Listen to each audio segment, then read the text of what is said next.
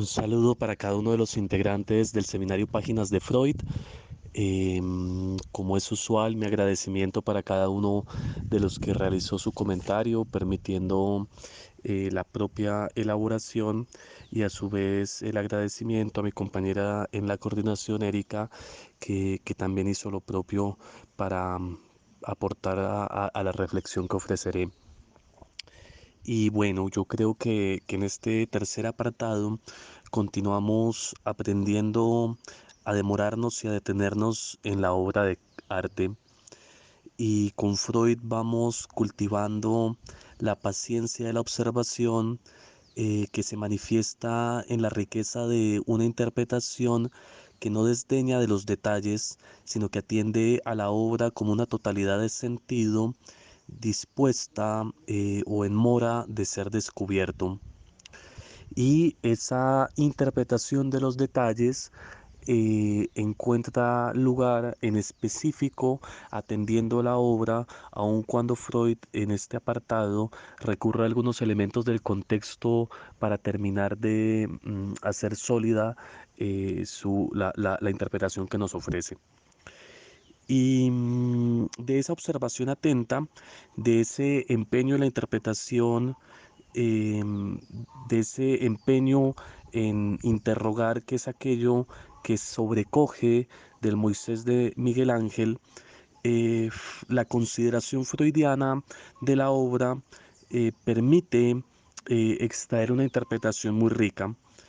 Y de ese modo de interpretación,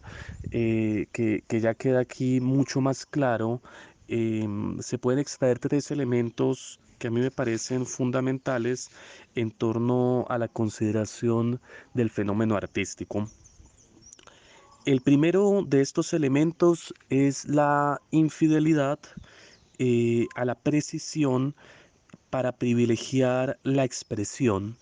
porque nos encontramos a lo largo de este apartado que Freud nos permite entender cómo el Moisés de la Biblia, que se encoleriza y arroja las tablas, es diferente del Moisés de la sensibilidad del artista, que parte de cierta falsificación de la narración o del relato primario u originario. Y esto, como lo escribe Freud y como lo mencionaron algunos de ustedes, supone cierto sacrilegio, es decir, supone un verdadero acto creativo en el que Miguel Ángel se distancia de una fuente que en su contexto, y sin entrar en los detalles en torno a este elemento, tiene un carácter sagrado. Y dentro de las múltiples implicaciones que podría tener ese carácter sagrado, se encuentra entonces que sería un relato imposible de alterar. Pues bien, Miguel Ángel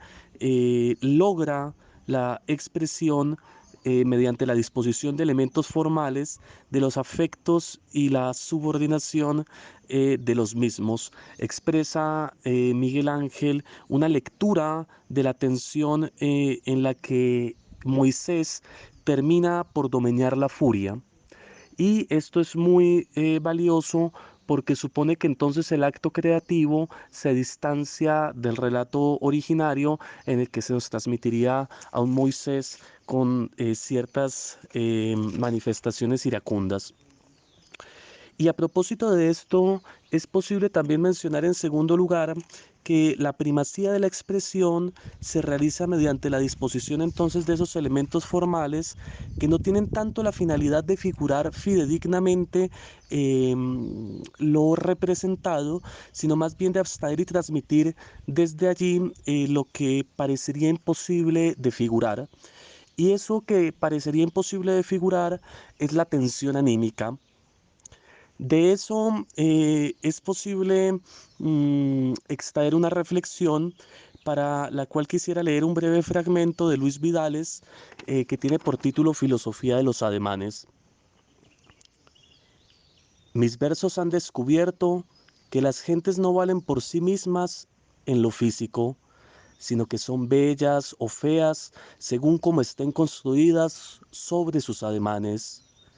y que los ademanes son los armazones maravillosos e invisibles de los seres humanos. Y quise traer a colación este breve apartado porque podemos entender, puntuando también lo mencionado por parte de Vidales y puntuando lo mencionado por parte de Freud, que en el cuerpo, en su gesto y en sus ademanes es posible dar cuenta del temple de un ser humano. Y quizás es este el carácter que más resalta dentro de la lectura freudiana del Moisés de Miguel Ángel, y resalta porque nos permite entender cómo cada una de la disposición de esos elementos formales que encuentra sentido en los detalles, como lo veamos en el apartado 2, en los detalles de la barba, en los detalles de la forma en la que se sostienen las tablas, permite expresar más allá de la pura,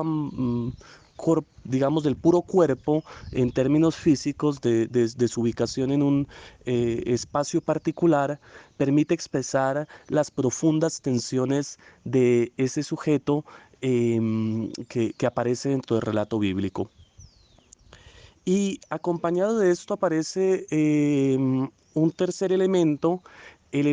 que habíamos mencionado en una síntesis anterior y que acá aparece cobrar una fuerza, parece cobrar una fuerza fundamental. Y ese elemento es básicamente el que sostiene que en el Moisés de Miguel Ángel hay un intento por indicar, por arañar, por encontrar mediante el símbolo lo irrepresentable.